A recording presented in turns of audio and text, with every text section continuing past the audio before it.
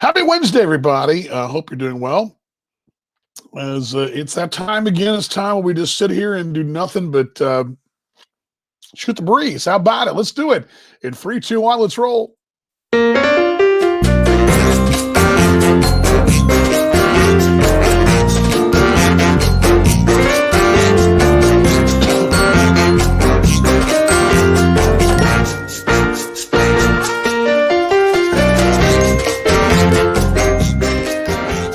There we go. We got the screen, four screen going there. We'll do a little.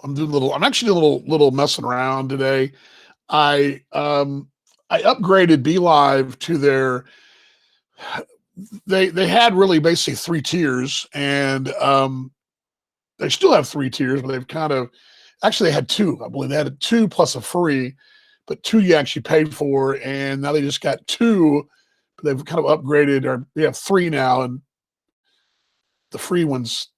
I mean, don't get much. The middle one, which we've been doing, gives you everything. But we're working on some stuff for the baseball season, and that is one reason why I don't see my photo here either. Let me see. Why am I not showing? Why am I not on the screen? Well, it shows you that I'm not doing a very good job here. Let's see here. Come on. Am I on there? I don't know. I don't see me on there. Looking at the screen here just to see. Yeah, I don't see myself on there, so let me kind of watching. I'm watching the replay just to see, and it doesn't look like, or does it? Well, let's bring this down anyway. Let's. Yeah, I meant to do this. It's weird. Okay, see now I'm not on the screen at all. That's really weird. Let me try something here. Let's do this. Let's see if that works, and that will work. I think maybe not as good of a camera, but it's on. Yeah, I know. I'm working on it. Hold on. I was just about to tell you about some of the new stuff, but apparently I am not on the screen, and I was a minute ago. So let's try this. Good to see Lance out there. Mom's out there.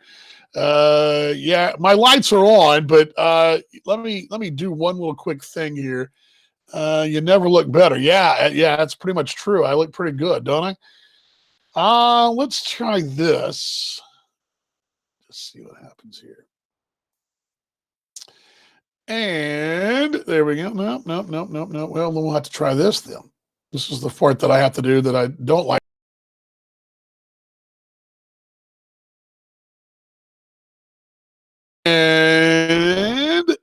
And that should have us rocking and rolling again. I hope.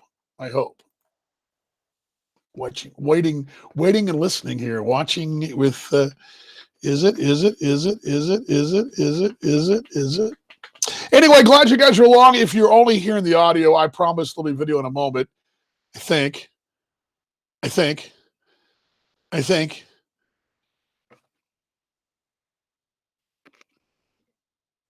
There we go. We are on. Okay, so we have video. Yeah, what I was saying was BeLive has now 3 tiers. It's this system we use, and it's really the camera. I think I've got a wonky connection on my camera to my computer. I think. I mean, this has happened a couple of times over the course of the year we've been doing this. A handful of times maybe we've had this. The camera was on a moment ago, but I think the laptop is. I don't want to buy a new laptop, but that may be the investment. That may be Uncle Sam's investment this year. Anyway, yeah, it's 3 tiers. This final tier, what I was going to tell you, I was working on a couple things for the season. They've really expanded what they do with this system. You can actually pull 2 cameras in. We've done that before. We've kind of done it not the right way. I mean, I can put my cell phone or my mobile and shoot it and put it into the system, but I can actually roll 2 cameras in it. So I want to put the GoPro out there. What's really cool is if I want to do a cooking demonstration, I can do that too. I can actually have a camera on what I'm doing and then one on me. So, hey, Matt, good to see you. Quick check out what we got. We got Lubbock, Australia, DFW, New Zealand, DFW Airport, Boston area, I believe, Northeast Quarter. my memory serves. But anyway, so yeah, that's what's going on. Let me bring this graphic down. I don't really have a lot today. I hope you guys are doing well, though. All good. Hey from downstairs. Yeah, hey from downstairs. It's Wednesday, the Holy Week, week before Easter. 68 degrees in DFW. Another beautiful day. Not quite as warm as it was, but it's still pretty good and breezy. Pretty awesome. Pretty awesome weather. Again, this, like I told you guys on Monday, the reason we love being in DFW is because we get weather like this. We have to suffer, though, July and August, but oh well. If you are inclined, I don't believe Mom will be joining us because she is actually in transit to South Padre. So I'm going to go ahead and put this up on the screen. If you're interested, I can always have a chat and put you in the green room if you're interested. I got to tell you, as an Australian coffee lover, I love the coffee shops in Australia. No better coffee in the world than maybe Italy. Coffee culture is very big in Australia. Even each state's different. Starbucks is kind of the Americanized version of coffee, and they do a good enough job. I'm there all the time. But what I do like is they also come with some really kind of neat, creative things, especially if a person watching their waistline. And this is a ice cold chocolate almond espresso with almond milk, and it's only like 100 calories for this whole thing. And got to tell you, pretty solid. I've had these 3 or 4 times. Pretty solid. Good to see Cousin Blake out there as well. So loving it. All right, what are y'all doing today? What's going on? I can celebrate being. Yes, my wife got vaccinated today. Did you guys not see the? Did not go on the screen? Let's try it again. My screen's not working. All right. Well, let's do this then.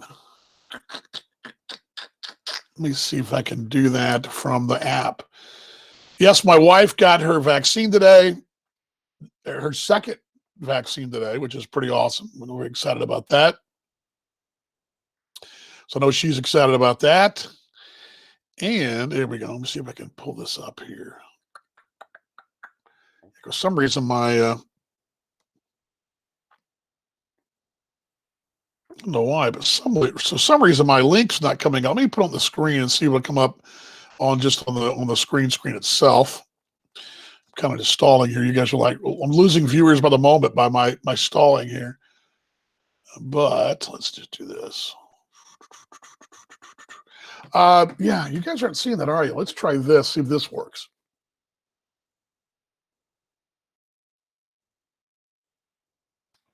Is this going to go on the screen?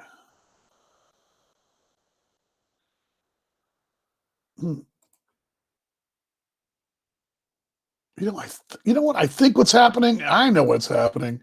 For some reason, let's try this. No. I got a little to learn then, I guess. Anyway, glad you guys are along. Hope you're having a awesome Wednesday. Let me know what's going on. What are you guys doing? I was trying to put the link up here, but let's try it again. I keep sending it up there.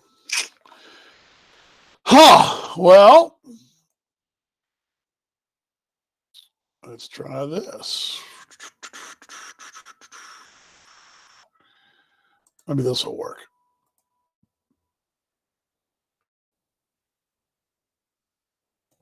There's the link. If you want to link, come on the green room. There it is right there. I don't know why it's not going into the chat there. But what is going on today? Today, I actually got called into sub late last night. It was a walk in the park because I had high schoolers. Eighth graders, some 10th graders, some 11th graders.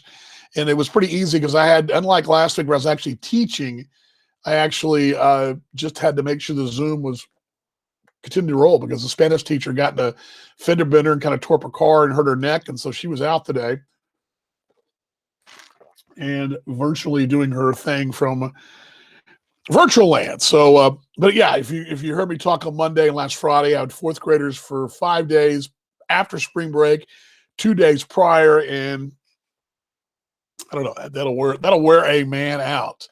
So there you go. There's the link right there if you want to hop on The virtual guest line, virtual green room. I mentioned this on Monday. We did this a lot early on, and we kind of got away from it, except for Mom and my wife now and then. But if you do want to just have a chat and jump on the show and tell us what's going on in your world and be interviewed by me in some random fashion, then all good with it. So anyway,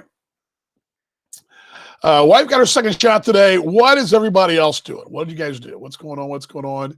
I see a couple of folks from Australia stop by. I was working on a piece for Talking Baseball Australia Live tomorrow, and they had the Baseball WA, Baseball Western Australia Awards Banquet Tuesday night, Monday here. And I was actually making a cool little video presentation for the show tomorrow night. And so, man, we missed it. We missed some good times, it looked like, for the baseball folks. Final four set. Who do you got? We're guaranteed a Texas team in the championship game. So regardless of, we're going to have a team from Texas. It was a good day or a good week for the Old Southwest Conference. You had Arkansas, Houston, and Baylor. You had a 2 out of 3 chance of them making it the Final Four, and 2 of the 3 did. All 3 couldn't make it because 2 of them played each other. And then you had did you guys know this? I guess I hadn't watched enough Pac-12 basketball or whatever it is out there now. I knew Oregon State, and it was pretty good, and Oregon was pretty good. USC had a pretty good run late.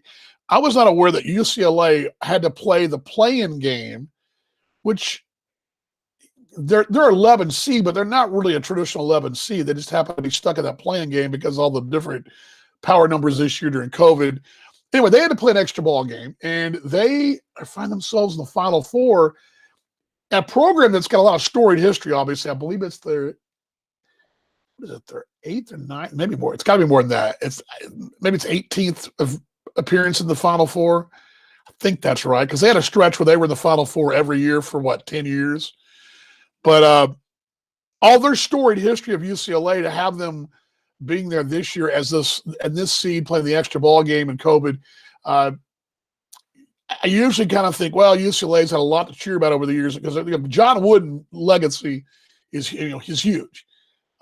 Much like the Indiana legacy, you think of that, North Carolina legacy, the Duke more modern, but UCLA has a long history of basketball, and they've kind of been, every 10 years they kind of pop up again, but that's a pretty impressive run.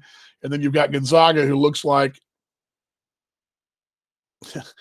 they look like that team possibly. Do you guys remember the 90s, early 90s, the 90, 91, when UNLV, the running Rebs with Jerry Tarkanian, they had back-to-back years. I believe it was 89 and 90, or was it 90, 91? I think it was 90, 91, where Vegas went undefeated and lost to Duke, but were going for back-to-back national titles. Did win and then lost the next one. But it was the Larry Johnson team. Oh gosh, was it Augman? Can't remember all those names. But anyway, I don't think we've seen a team this thorough that no matter, because a lot of times it's, the best team from a certain conference. It's usually the power conferences. Virginia won the last national championship from the ACC. And I think we always look at it as, it's a power conference game, but every once in a while, a non-power 5, let's say, strolls into the Final Four. A couple years ago, it was George Mason, which got Shaka Smart the job at Texas. We've had some good runs into the Sweet 16, Final 8, where Florida Gulf Coast did, 2014, 15? So there's been some interesting runs, but Final Four wise, usually, not always, but modern, let's say, most of the time, it's usually Power 5 schools. Gonzaga finally getting there again. They're back there again. But I got to tell you, they remind me of one of those teams those great. Well, I wasn't around for the UCLA grades, but of those Vegas teams that were just didn't matter what.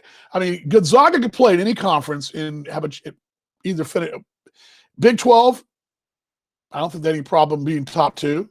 Pac-12, no problem. Big 10 might win that league. SEC probably win that league. ACC probably win that league.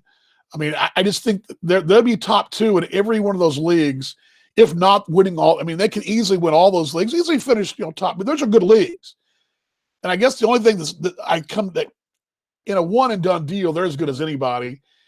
And while their conference, that Big West or whatever it is, but they can play with anybody. Should be a fun Final Four, although, I know a lot of Texas folks are rooting for Baylor. I'm personally rooting for Houston. Another historical Final Four for me growing up was the great Southwest Conference years when the University of Houston was awesome. Arkansas was really good. And you also had Texas Tech was very good back then. SMU was very good back then. Texas sort of, they were on the fringe. Baylor was competitive. There was some pretty good basketball being played. Remember, SMU and Houston both were Sweet 16 teams, I believe, in 84, 85, because U of H lost to NC State, the famous Jimmy Valvano running around the court looking for somebody to hug. They're at the pit in Albuquerque where they had the air ball and laid it up and in. And U of H, easily the best team from wire to wire, except for the final 2 minutes of that game, and lost late. But it was heartbreaking. I was a big U of H fan. I love Phi Slama Jama, Keem Olajuwon, Clyde Drexler, Larry Micheaux, Reed Gettings, the guy in the corner, wanted to be Simikai, as a matter of fact, does a lot of basketball commentary now. Had a Phi Slama Jama button. As I remember, when I was a junior, senior year in that stretch, we would go watch them when they'd come to SMU and play at Moody, because SMU was really good. SMU had John Koncak. What was the guy's name? Last name was Wright. What was his name? Oh, don't remember, but SMU was really, really good. And that Moody would get loud. I remember SMU beat them in a close game at home, lost to them down there, and then I think in the tournament, U of H beat them one year, and then I think they beat another year. Tech, the year before they went to Albuquerque when U of H went the Final Four, Tech actually beat U of H and Arkansas both for the Southwest Conference tournament. Those were some good years. There was really good basketball played in the SWC back then. And, Arkansas was with Eddie Sutton. Gerald Myers was the coach there at Tech. A. Lemons was the coach at Texas. Shelby Metcalf at A&M. What was it? Jimmy Howler at Baylor. But I got them all. Who was SMU's coach then? Sonny Allen. I believe that's right. I think that's right. Yeah. And then Guy Smith was the coach at Guy Smith. Guy, it's not right, is it? What was the coach? That's right, at U of H. Am I right? Gosh, anyway, can't believe I remember all those things. Anyway, I'm bored you guys to tears. What I'm saying is I remember watching U of H in the mid-'80s and the heartbreaking loss to NC State. They also lost to Georgetown in a very good ball game, back-to-back years. A very good ball game. That would have been I think that would have been Patrick Ewing's junior year, I think. I think that's right. Olajuwon was a force, but Georgetown was a little deeper. I think John Thompson's teams. They were great. And you see, back in those days, too, what was different is back then you knew all the college players. I mean, Michael Jordan was a senior. He played 4 years. You knew he was. You knew Olajuwon. You knew these guys. You saw the college players, and now these guys are one and done. I look up and I'm like, I watch an NBA game. I'm like, well, where'd this guy come from? And I go, oh, he played at North Carolina, and I didn't remember because they just fly through there so quick, and you're seeing a lot of that. Should be a good Final Four. Anyway, walk down memory lane with me today because I was thinking about that today. The U of H great years and the Southwest Conference great years. The SWC never won the title, but were there. And then finally, was what Arkansas won it in the 90s. And then you had, of course, Arkansas actually played UNLV, I believe, in that 89 game, I believe. I think that's right. I may have my years wrong. I think it's 90-91 or it was 89-90. I think that's right. Anyway, what else is going on today besides basketball? Who do you guys got this weekend? You got UCLA and Baylor, and then UCLA and Gonzaga, West Coast matchup, and the Texas matchup, all from Indianapolis. And did you know that Gonzaga, and one more thing about Gonzaga, their closest closest win this year, the only win that was less than double digits was I believe a 6-point or 8-point win over West Virginia back in December in Indianapolis. Should be fun, though, so we'll wrap that up this week. On to baseball. Opening day tomorrow. Rangers will be in Kansas City. I was working on Talking Baseball Australia's Major League preview, spent a lot of time on that today. I don't know how much you guys follow baseball. For the most part, the Rangers are going to be dreadful. I think there'll be some times they'll be fun to watch, but they're in a really major building mode. But there's some exciting stuff going on in baseball. If you're a West Coast baseball fan, you like the Dodgers and Padres, that could be a hell of a 19 games they face off this year out west. Fernando Tatis Jr., perhaps the most exciting young player, creating a lot of buzz, kind of taking over the promotional role of Mike Trout. Trout's not been Trout's the better player probably overall, but Trout's kind of been the face. But I think it's going to be Tatis who's embraced that role along with Aaron Judge of the Yankees. Yankees and that's a great race in the AL East. You got New York, you've got Tampa, who was in the World Series last year. Toronto's going to be very, very good this year.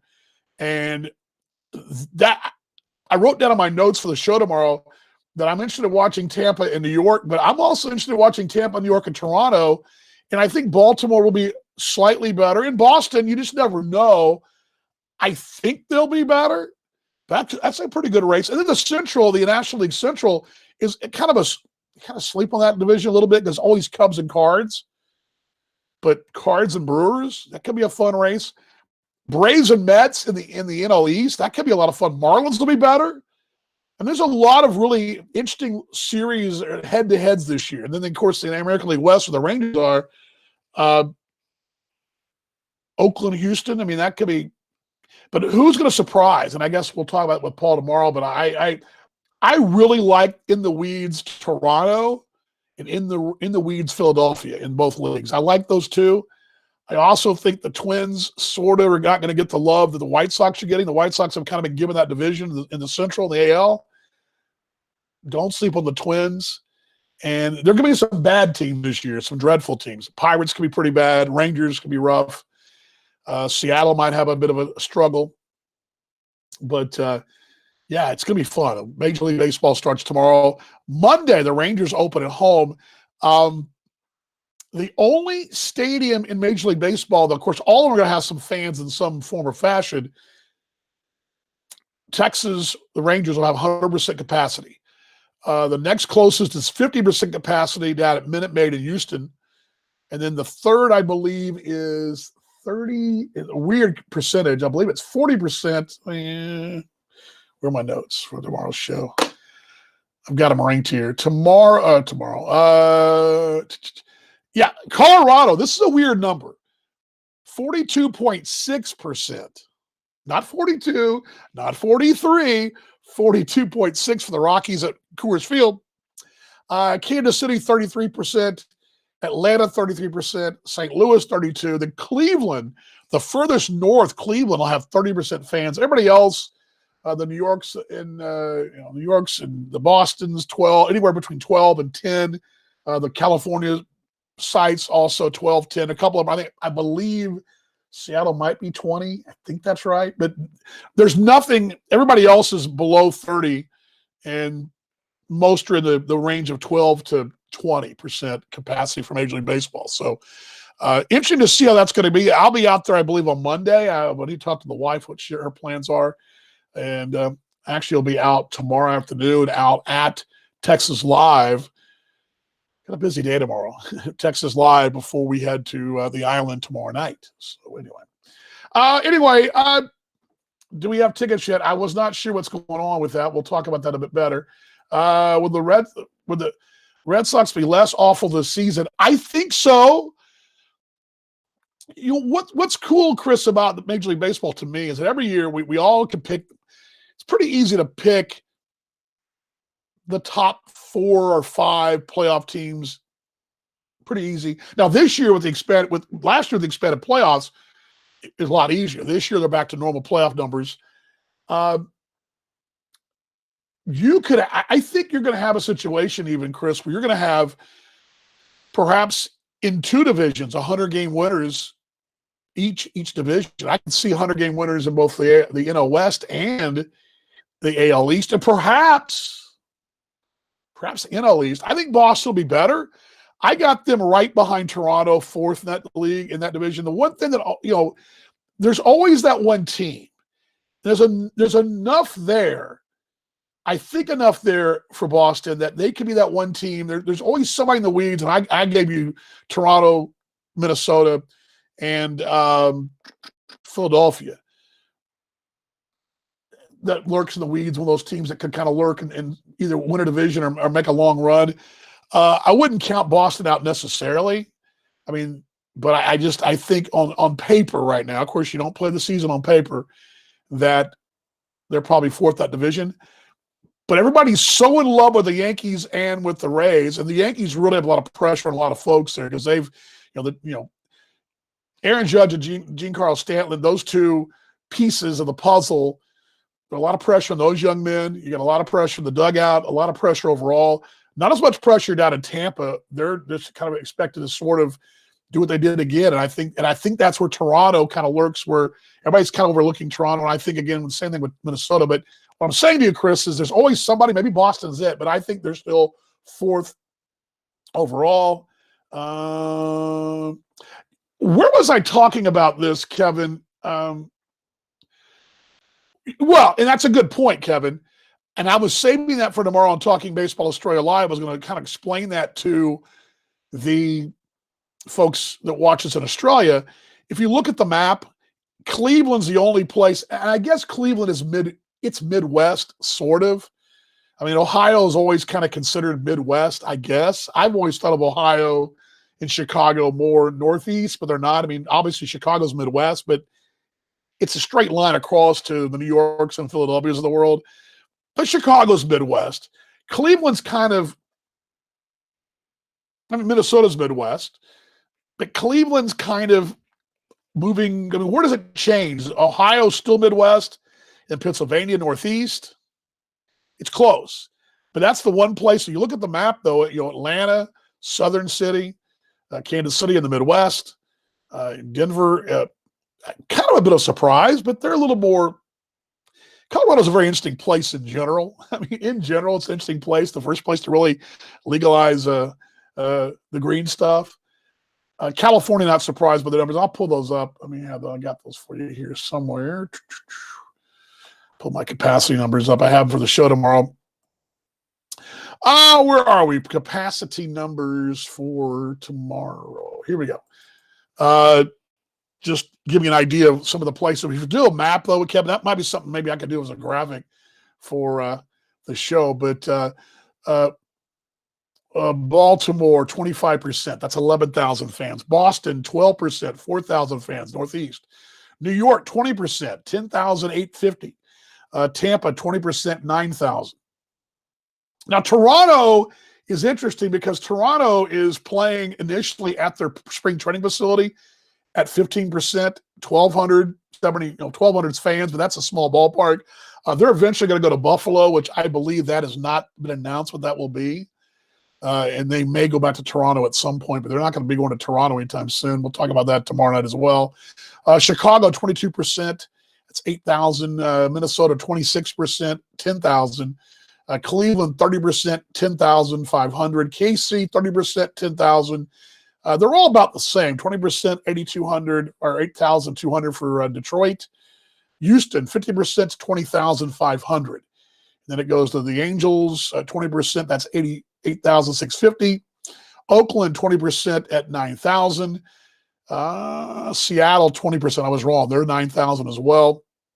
Texas, 40,000 capacity. They want to have that at any time this year, but there'll be a lot of folks there.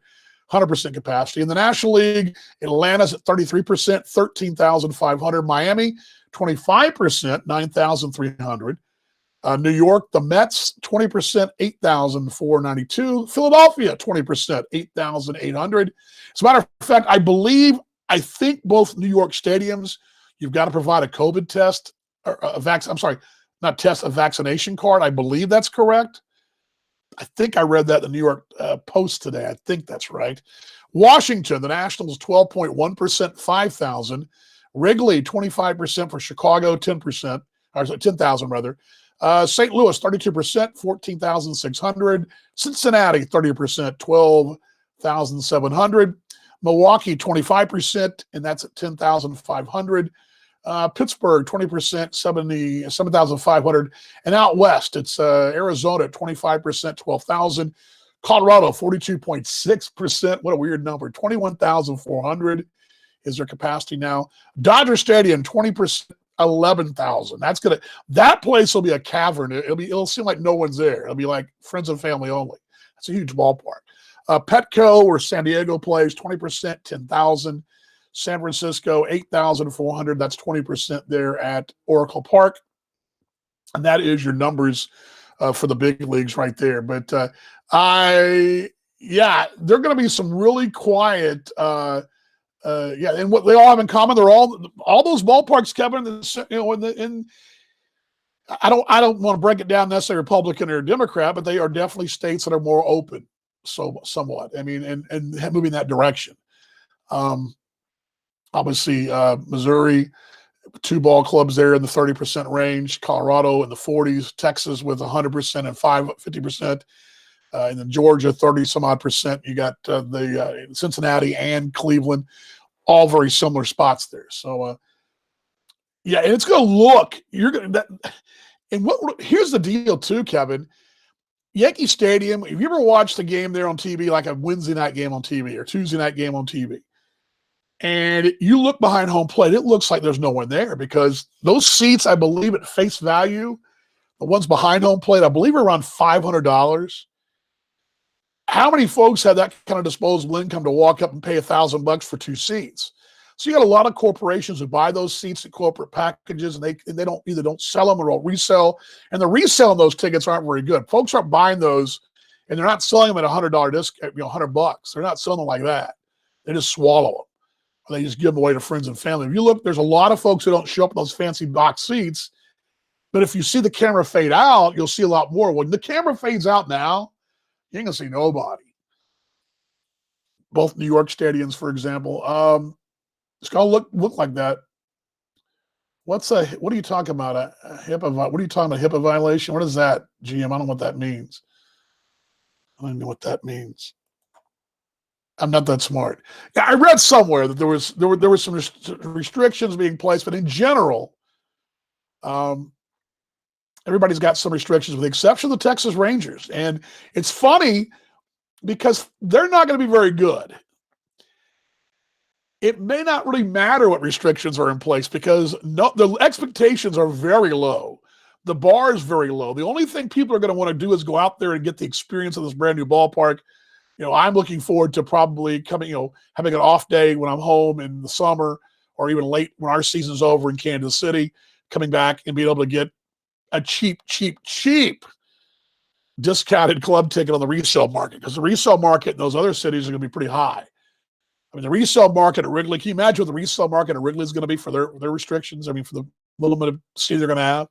St. Louis, New York, as I mentioned, Boston. The aftermarket's going to be pretty steep, I would think. Now, Texas, it may not be as big of a deal. In those places, their teams are pretty good. Dodger Stadium, San Diego. There's going to be a lot of that. I think I read that, GM. I'm pretty sure I read that, sweetheart. I'm almost positive I read that. Let me see if I can find that story. I think I read that. Let me see what there's somewhere. It's in this story. I thought it was in that story. Let me see. Let me go back to that. It was maybe I think it was the Yankees. I'm almost positive it was. Let me see if I can find it here. The Mets will require fans to present a proof of negative coronavirus test or proof of vaccination for into the stadium. So the Mets are doing it like that. The Yankees, let's see what they're doing. Yankees spectators need a proof of a negative coronavirus test within 72 hours of the game or that they are vaccinated. Their stadium is also being used as a vaccination site through April. So I did read that correctly. That is correct. That's actually not in the New York Post. That's actually a different. You're going to see Brother Dean out there. It's actually, but that was actually posted on, I believe, MLB.com. So anyway. All right, what else is going on? Opening day tomorrow. That's always exciting. And then we'll do it on Monday here. Easter weekend as well. and don't have much else really. The sad part of our house though, our poor little kitty is not doing well. She kind of took a turn for the worse yesterday, but she went to the vet today. The vet was encouraged, so we'll see. She's kind of recuperating right now, but anyway, a little worrisome right there. But with us leaving town, that also sucks as well. But what else you guys got? What else is going on? I'd love to hear from you. Stay on just a few more moments longer, and then we got too far off to dinner. And again, like I said, we got a crazy day tomorrow. I got a sub tomorrow, middle school, that I got to race and do the show, and then race to go to South Padre for the weekend. My mom's already she's probably en route right now, or she's watching us from DFW, but she was en route from Indiana. I've seen my mom twice since this whole lockdown, or say lockdown, since COVID, since last March. But my brother has seen her.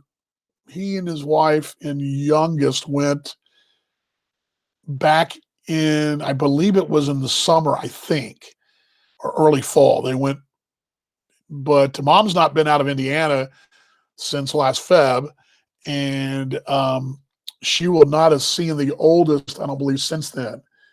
I think that's right. And we all have not been together. Now, granted, my sister and her family aren't going to be able to come down, and my other brother, Sam, won't be able to come down, unfortunately, but this is the closest we've had of any kind of family get-together. Besides, Chris and Annie, who live here, get tired of seeing my wife and I, but we don't get tired of seeing them. I just put words in their mouth. I have no idea. But, here we go. Here's the link. If anyone wants to jump on real quick, I'll leave it open for a moment. There's the link. Click on that. The green room's open. I want to catch up with you real quick. Won't stay on too long, but the green room will be open. I'll put you in the green room. Just go to that link right there.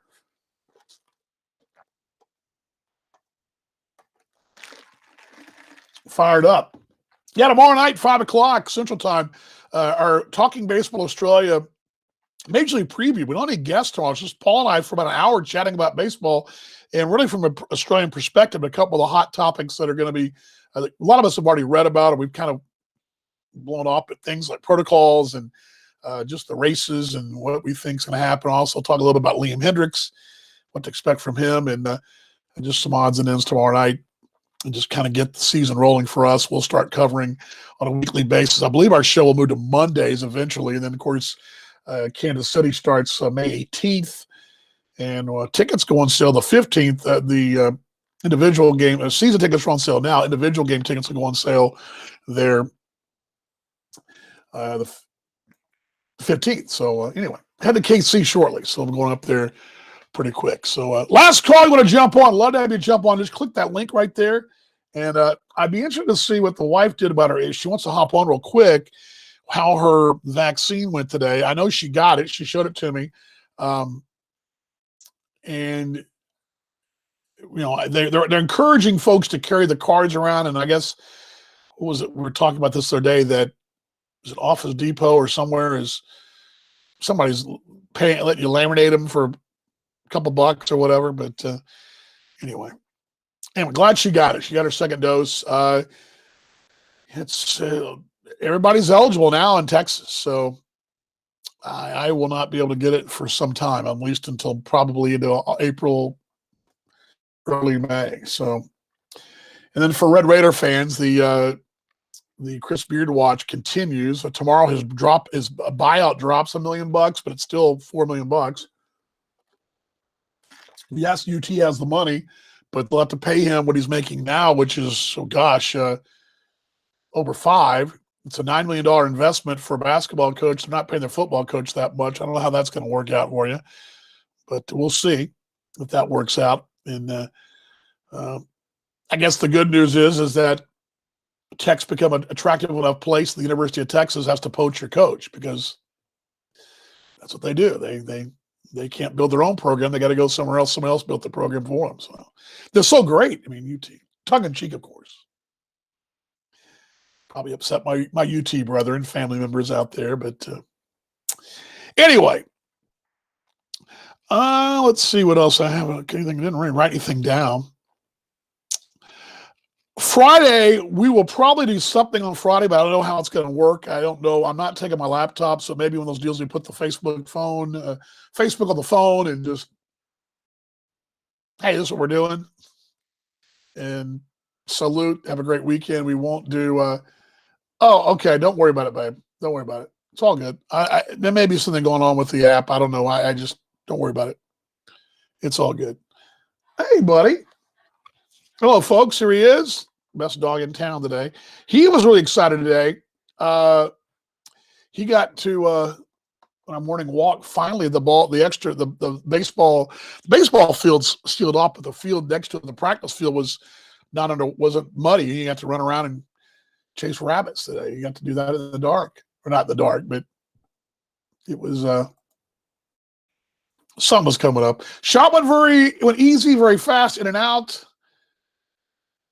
Hope you know. Yeah, me too, babe. Yeah, I'm interested to see how you are on Friday and how you are tomorrow, really. But anyway, okay. I killed enough time today. Again, Talking Baseball Australia Live. Let me show you my graphic that I did. This is I always like to show you guys these. I didn't put in the system. I'll just pull it up. It should come up pretty easily here. Little promotion for tomorrow night's show. It looks like this. Here we go. Bring that down. This is tomorrow night's promotional. Here we go. Talking Baseball Australia Live, baseball's best mate opening day special. It'll be Friday in Australia on a Good Friday, tomorrow night here in the U.S. There it is right there. And that looks pretty cool.